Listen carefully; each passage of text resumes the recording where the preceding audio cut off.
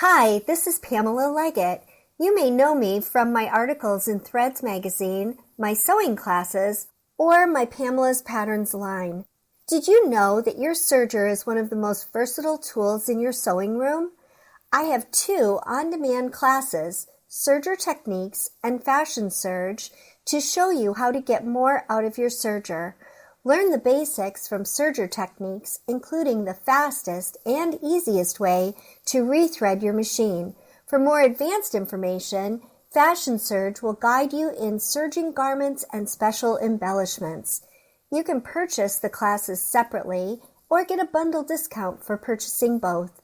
Just visit threadsmagazine.com to find out more about Serger Techniques and Fashion Serge.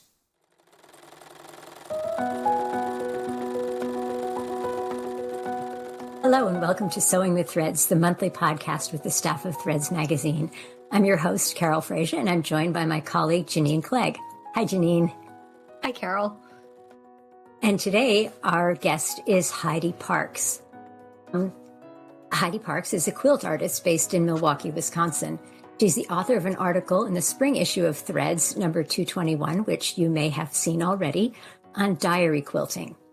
Heidi's an inspiring teacher who offers classes in person, as well as online and via on-demand video. You can find her at QuiltCon in Atlanta at the end of this month, too. If you're interested in exploring the art of narrative, improvisational, really personal quilting, visit her at HeidiParkes.com. Welcome, Heidi. Thank you so much for having me. Well, we're really excited to have you here, and I think you're the first quilter or quilt artist that we've actually talked to on our podcast. So we're really delighted to get to know a little bit more about your practice and what you teach your students. So as I mentioned just a second ago, your article is called Diary Quilting or Diary Quilts.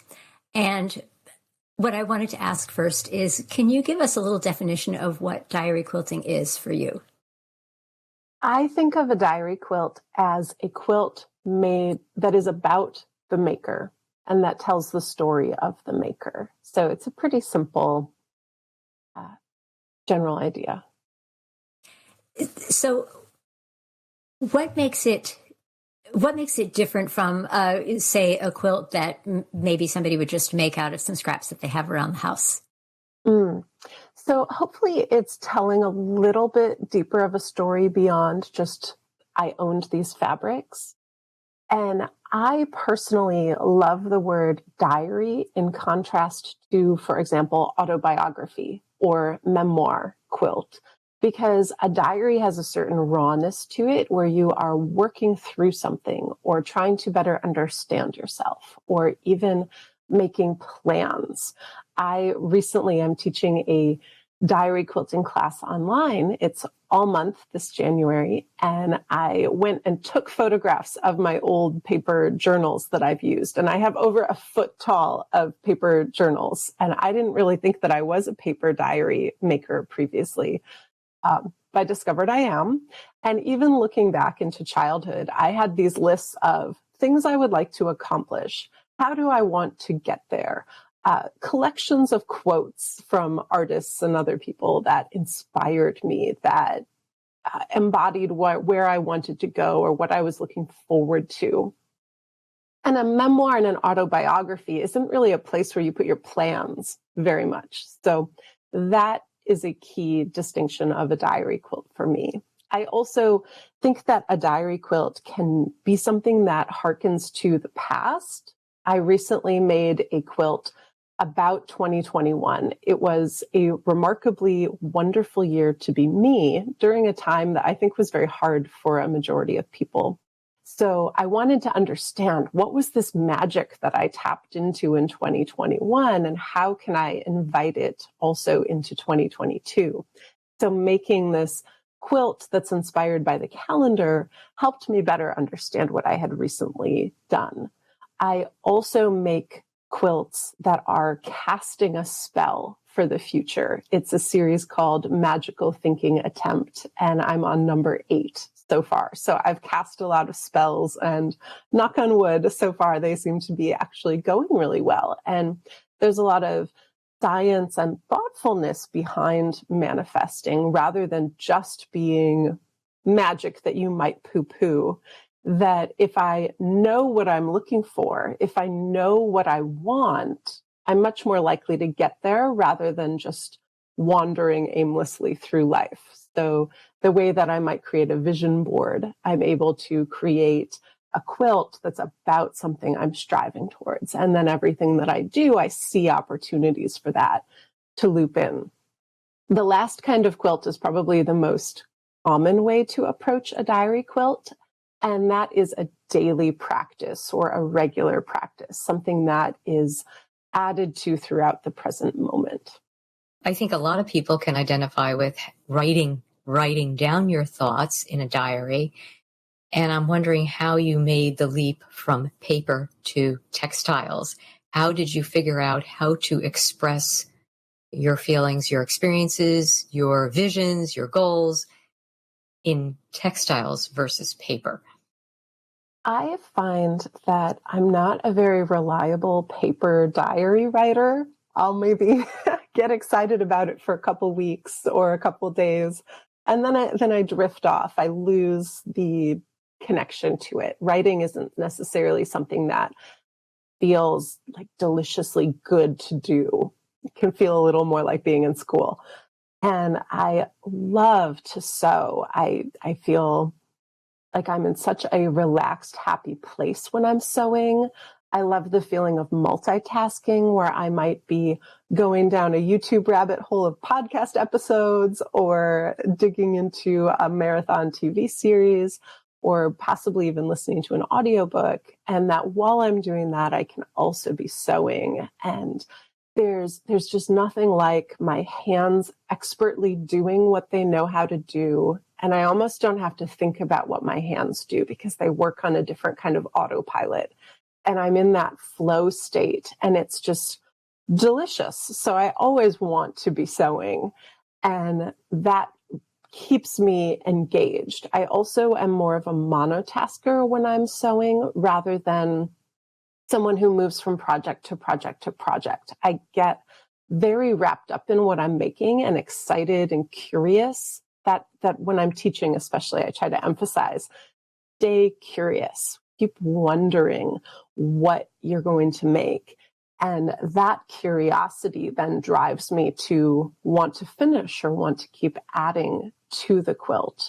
So I began making fabric diary quilts a little while after I started quilting. My quilts were initially more geometric. They were very inspired by the quilts of Gee's Bend.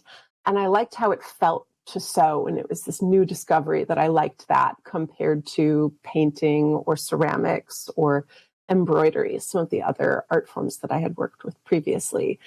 So realizing that I could tell my story in a quilt was something that I dug into the archives for the article, and it's a little harder to find off the top of my head, but around maybe 2019 or so, maybe 2017, this quilt behind me is an example of a diary quilt that I was working through something, and I knew there was a better way to be than the way that I had been. It's a quilt that was inspired by 2 dates, and I really wanted to go on a 3rd date, and this man wasn't keen.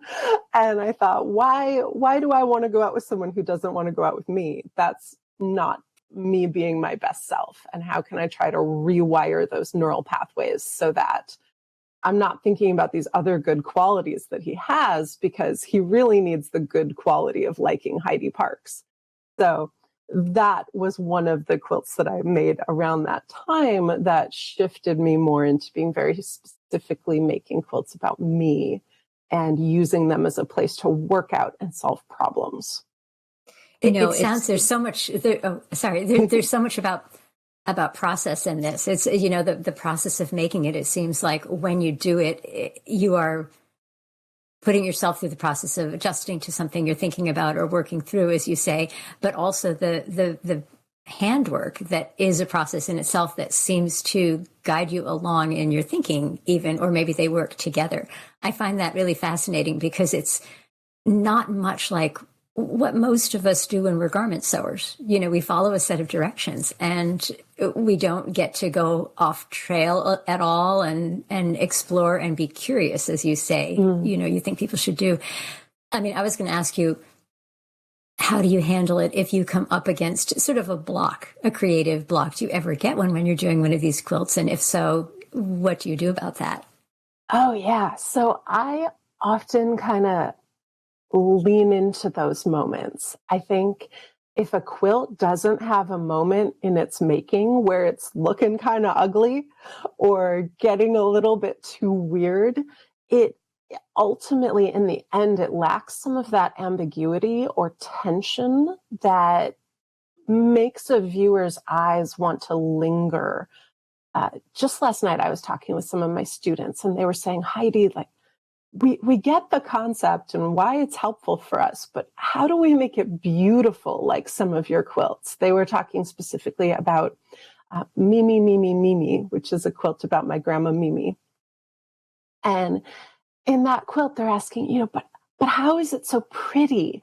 And I was saying that part of why I think it's enjoyable to look at that quilt is that there are many places for your eye to linger, that there are moments where you can get kind of lost in it and you move forward and backward. There's different things to enjoy depending on how close, how zoomed in you are if you're on the computer.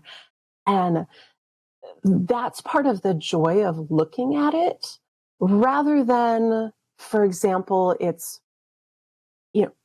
a portrait of someone who looks really beautiful or perfect. And that, I think, connects a lot to some of my favorite art and favorite artists. When I was in college at the School of the Art Institute of Chicago, I used to love going to sit in front of the giant orange Mark Rothko. And it was a painting that I had walked past a bunch of times and not thought about at all. And then I was in art history class and we were forced to sit in front of it for half an hour while we were touring around the museum talking about famous important art from the canon. And they shared about the experience that Mark Rothko hoped you would have in front of the painting, that it would be a meditative space, that the work would wash over you, that you might feel similar in front of that painting as to the way you feel in front of looking at a body of water or being in nature. And while it's maybe a little harder to know you're supposed to have that experience with that orange square with a yellow square inside of it, that's one of the feelings that I know I'm aiming for my viewer to have, that they get to sit and ponder and think, and that's actually a more important part of the beauty of the quilt than it being pretty. So as I'm making something and I get to a point where I'm stumbling or it looks awkward or something's awry, like that's, I think, maybe the place where there's this aha moment or a little bit of tension and excitement for the viewer later on. So I just kind of devil may care, keep going. Or I think, thank goodness there's a problem. Now I have something to solve and I have a purpose when I sit down to sew the next time. If I am just kind of going along, sometimes I don't have anything to do because there's nothing wrong. And by having those moments that where the quilt says, I need something's amiss, then I feel very purposeful and like I know what to go after. So that helps me in those moments when I get a little bit stuck. Do you ever undo something, take it apart and go and start over from a certain section, or do you just kind of move forward and fix as you go along? On rare occasion, actually, in the quilt, Mimi, I had a place where I did a pin tuck. I folded the fabric and sewed along the fold. And I traced a hat that I had been wearing. It was a quilt that I was making while I was traveling in Santa Fe, New Mexico. And I had traced this new hat that I bought at the Georgia O'Keeffe Museum. And then later there was just a lot of other stuff going on in the quilt. And this pin tuck was bothering me. So I did rip it out. And, you can still kind of see the fold and some of the holes in the fabric from where the thread went through, because I like using a thicker thread. I use the DMC Pearl size 8. I like the visibility of that, but it is harder to pull out. It's not as invisible as regular sewing machine thread. So that was an example where it just wasn't quite singing the way I wanted to, and I pulled something out. But there are plenty of quilts that I make where I don't undo anything. I just keep adding. Heidi, you talked about it being a process, and because it's personal experiences and some things that you are continuing to go through, how do you know when a quilt is done, when you've done everything that you want to do and it's finished? There are a couple moments of being done. The biggest moment is when I shift from working on the quilt top to beginning to quilt and do the quilting. And especially if you know about sewing clothing and you don't know as much about quilting, that's some really interesting vocabulary. The quilt top is the patchwork, the thing that we often in popular culture think of as the quilt, but it's whatever geometry or applique or details on the front of the quilt that makes up the visual composition. The quilting is the moment where you take your quilt top and you're batting the fluff that's in the middle and the backing fabric, and you sew through those usually 3 layers to join everything. So that's this moment that I've settled on a majority of the composition, and now I'm going to start fusing those 2 layers. And that most of the time I don't overlap my stitches. So then when I finish quilting it, it's pretty done, and it takes a lot for me to decide, oh, I need to go back and sneak something in or add an extra layer of quilting on top of the layer of quilting that exists. I often, though, choose to transition from one to the other when I feel like something is yet a little bit unresolved. So if there's a hole or a place that looks a little empty or not so active, I like to begin quilting in that area, and I'll usually use a higher contrast thread, or I'll quilt with a more complex pattern. Maybe I'll leave knots exposed rather than hidden, so that the knots are like little ties that blow in the wind and catch your eye. They have a bigger punch of color because of the knot and the tail than just regular quilting. So even then, it doesn't have to feel perfect or settled, but it's a moment that I'm waiting for where it just feels good to make that leap, so that then the quilting gets to do something. It's a subtle knowing, I suppose. There's no hard and fast rules about when you're ready to transition and then when the quilt is done. And your quilts have a lot of dimension. And I'm wondering if it's the amount of batting you use underneath, or is it the how much stitching you do, how much of the actual quilting, is it closer stitches? What do you attribute that greater dimension to? Mm-hmm. I use a pretty thin batting. I use warm and natural cotton batting most of the time. So it's not a very lofty, puffy batting like a wool batting or a polyester would be. The fabrics that I use are often a mix of fabric types, and I think that might be where a lot of the dimension comes. I'll frequently work with unbleached white cotton muslin in a wide yardage. That might be the base fabric. Sometimes I'll dye that. My favorite way to dye things is with natural dye. So Me, for example, was dyed with avocado pits and peels and onion skins, the scraps from my kitchen. Other quilts are dyed with the spent coffee grounds from making my cold brew coffee that I enjoy in the morning. The natural dyeing process often adds a special kind of wrinkle to the fabric that even when I press it, it still is a little bit of a different texture. And frequently, to tell the story a little bit better, to make it feel truly like a diary quilt, rather than I don't love thrift shopping. I wish I did. I know it's very ethical and good for the planet, but I just feel kind of sensorially overwhelmed when I'm in those spaces. So I'm not frequently using a lot of other people's old clothing to make quilts. I do often gravitate towards using a special garment of mine that I've retired, or an object like the tablecloth that my mother used for family gatherings for 2 decades. That tablecloth is in, I think, 10 of my quilts now. It's like a reoccurring character in the novel or the series of novels, right? It's like when I was a kid, my mom read Laura Ingalls Wilder to us aloud before bed. And I think that's part of why I like audiobooks so much. And it's a dozen books from her and then another dozen books written by someone else about her.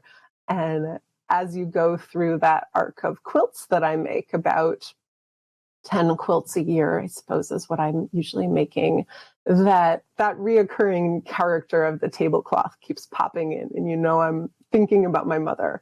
Or if there's a skirt, there's this skirt that I used to wear when I had my previous life as a high school art teacher. I did that for 9 years in Illinois. And around 2017, I was making the quilt near me and another quilt that was called But Was That Me? And I was trying to revisit, who was this Heidi Parkes that was a teacher who had the dream to become a quilter, and now I'm a quilter because of her. And that skirt went into the quilt, and it had this woven yellow polka dot on top of a beige background. And then it also had a lining, a polyester lining that was very shiny. So those fabrics made their way into the quilt, and they feel very, very different from white cotton muslin. And that, I think, adds to some of that dimensional feeling of having a specific object. I'll also add lace sometimes to a quilt. And what other things do? I add, of course, those exposed knots. So those add that extra layer. And I love working with transparency and translucency. That's something that I will put a scrim of maybe organza silk, or perhaps an old curtain. I have a cotton IKEA curtain that keeps showing up in quilts lately. So those add a depth or a fog. They're a way of pushing things backward and making them a little bit more muted. That, I think, also adds to the dimensionality. And you mentioned the skirt that you mentioned, you had also talked about in the feature story that we have in Threads. I was curious, when you use garments, do you cut them in pieces to be used later, or do you cut as you go? Because you use so many different shapes, size shapes, and curved and geometric patterns. And I'm curious to know how you do that. Do you cut things up in small pieces, set them aside, and then say, oh, I'm going to use that later? No, I definitely cut them as I go. So that one, I wanted a big rectangle in the bottom left of that quilt that maybe felt like it would hit at a similar height. I don't know, it seemed kind of skirt-like there. And then I pulled the yellow ribbon waistband out of it, and that literally stood in as this oval that represented past Heidi. And then I had a different piece of transparent peach-colored oval that represented current Heidi. And, these two ovals were in conversation. Then in 2020, I made a daily practice style quilt. So, this one I was just talking about is a quilt about the past. I'm trying to understand, who was I previously? But in 2020, in April, I began a daily practice quilt because we were living through such an extraordinary time. And I was losing track of the days. And I thought, if I can add to this quilt every day for 100 days, because the 100 Days project has begun, and it's a tradition that I like participating in anyways on the internet, that as that quilt top gets more full, I will know that time has passed and we are no longer at the beginning of a pandemic. We've moved through a variety of phases, and eating at home and moving differently impacted people's bodies in these really dramatic ways. So once again, I was thinking about waistbands and just like, how do I know if I'm maintaining my weight or I'm growing or I'm shrinking? And it all felt very complicated. At a certain point, I braced my plates that I eat off of. I use depression glass plates, and I have a variety of them because you can't collect the whole set anymore. And I traced those so the dinner plates are all in a row on that quilt top. And then I thought, this is the right moment to pull out that skirt again. And so I used the exterior of the waistband rather than the interior ribbon of the waistband that had been in the previous quilt. And it created this wonderful negative space because it looked almost like a bias tape circle in the middle of the quilt. It added this nice empty, hollow area. It was representing me again, but also kind of an outside. Literally, I like thinking about the verbs of things. So if it's the outside of the skirt compared to the inside of the skirt, I'm thinking maybe about my external world rather than my interior self.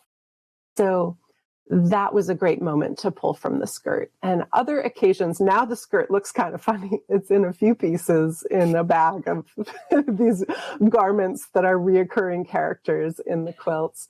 And just using it in whatever shape it happens to be, because it happens to be a pretty strange shape, is probably where I'll go next. And I love that surprise of digging in a bag. How did I manage to make that shape?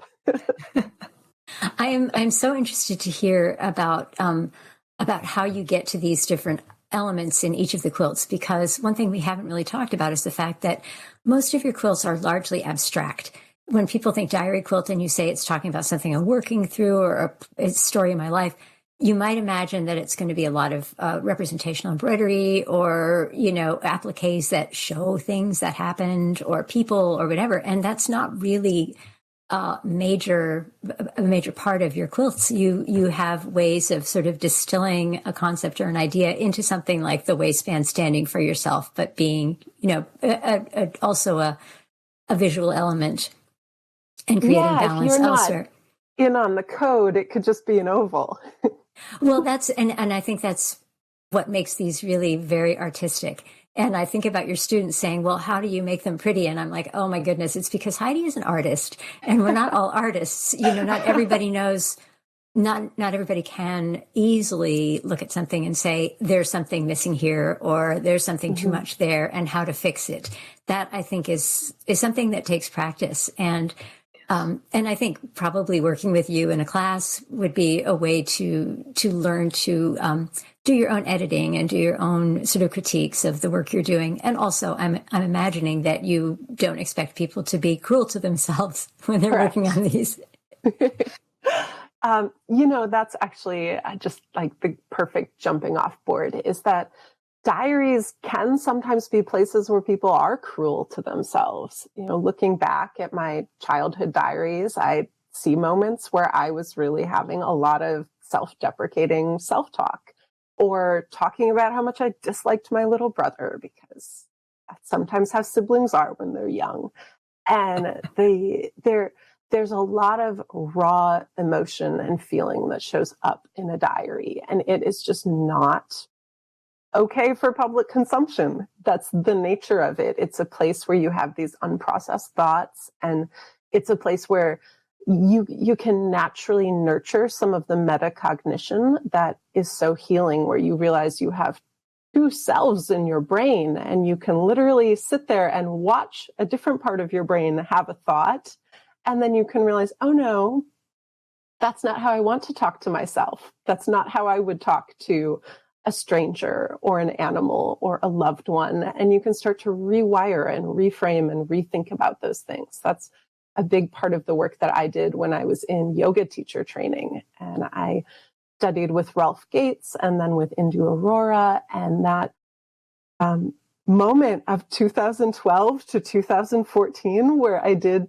500 hours worth of yoga teacher training, is the moment when I changed my career. I canceled my wedding with my fiance. I moved from moved from the suburbs to Chicago. I quit my job after 9 years, 9 months after making my first quilt. Like, I changed my whole life, and it was because of yoga and because of this rewiring and rethinking and just patiently watching yourself think. So there's this rawness that shows up in a diary, and a place where you can rewire and reroute and rework and consider that maybe there's a different way I want to be in the world or be thinking about things. And I encourage my students and myself to respect that self-privacy. One of the other books that I think I mention in the article is from Brene Brown, Daring Greatly. And in there, she shares a lot about when do you know it's okay to share vulnerability, because she's all about vulnerability and sharing it. But there are times where you know either that, you know, that you've heard someone overshare, or get that sinking feeling that, oops, I've just really overshared and made everyone very uncomfortable, or given away part of myself that's not ready for that yet. And Brene talks about how if it's raw and unhealed, it's just not ready.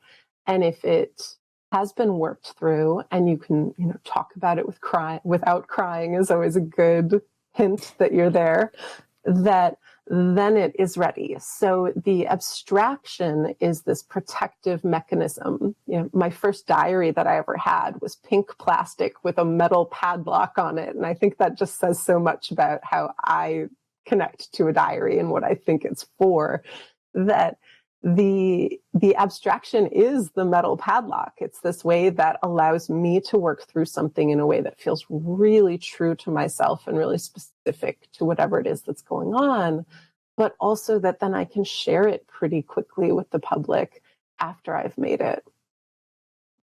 We are coming to the end of our time, and the last question I have jumps off what you just said, and that is, I know that you sell some of your quilts, and I'm wondering, how hard is it for you to part with these objects that have been such a part of your life and that represent so much of your life?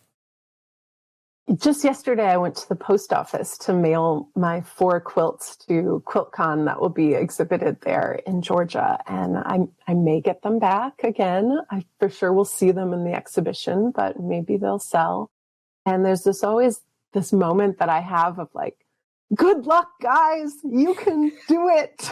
Go out there. And, you know, I feel often like I'm sending them to college. And I'm someone who lived with my mother for many years after college. I came back home and did that. So there's different levels, but eventually if someone's living their best life and a work of art is living its best life, it's going to be out there in the world. And also, I've made so many quilts at this point. You can see them all on the gallery page of my website. There are a lot of them. I can't possibly house them all. So I know that it's important to part with them, and it gives me a lot of joy to see them out there doing their thing. On occasion, selling a quilt really fast can be a little like, ooh. I sold a quilt called "We've Never Met, but I've Been an Admirer." That was the first line of an email that I received inviting me to teach in France. It was like a very fun quilt to make and to think about. And then I never taught in France because it was meant for June 2020. But that quilt, I had it in an exhibition here in Wisconsin, and it sold during the month that it was on exhibit. And now it's gone, and I didn't really get to, say goodbye because the gallery packed it up and sent it off to its new home. And that was the only time I ever exhibited it. And it would have been fun to send it to QuiltCon or have it in a second museum or let it, make the rounds a little bit, like going to all the different college application moments. But it was also a thrill to know that someone saw it right away and snapped it up and didn't want to wait. And there's a real joy in knowing that someone's excited to do that. So some quilts I've had a very long time, and they have gone on so many exhibitions. Or like this quilt, I love it and I live with it every day since 2018, since I made it, but it's available for sale if someone wants it.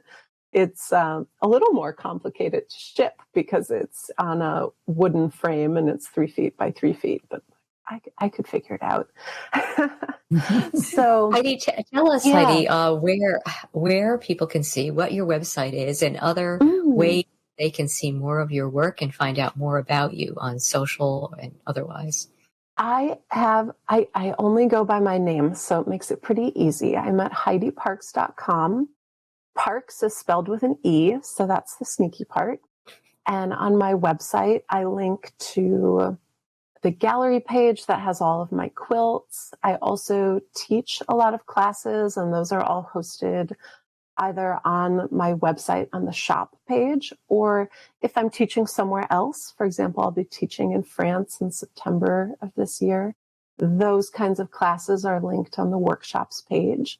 And I have an Instagram that is linked on the website, but my Instagram is my name, Heidi.Parkes. I engage a lot on there. I'm always looking at my DMs and connecting with people and seeing what's going on. And then I'm also on YouTube, which is my name, Heidi Parkes. And I have a show that I do pretty frequently with my friends Zach Foster and Luke Haynes and a guest, and that's called Soft Bulk. I also have some hand yoga videos on YouTube. And I did a recent free series speaking with other artists about diary art and digging into that topic. Wow. Very busy. Thank you so much. Yes, and thank you for talking with us, Heidi. It was really a pleasure to speak with you. I loved working with you on your article. I love the article. It's given me a lot of new and interesting ways to think about the making that I want to do and how it relates to who I am, which is an important thing. It's something that is worth diving into for most of us who seriously like to make things. So thank you so much, and I hope we'll talk to you again soon. Thank you. It was such a pleasure to get to talk with you. I make a lot of clothes that I wear myself as well. And that link between making clothes and retiring clothes and the scraps from making the clothes is so connected to quilting that it felt like a natural fit and was a total joy to get to work with you guys. Thank you. Thank you for listening. Follow Threads on social media and visit threadsmagazine.com to view show notes for this episode. While you're on the site, check out Threads Insider, our online membership with exclusive access to expert sewing techniques. Until next time, keep on sewing with Threads.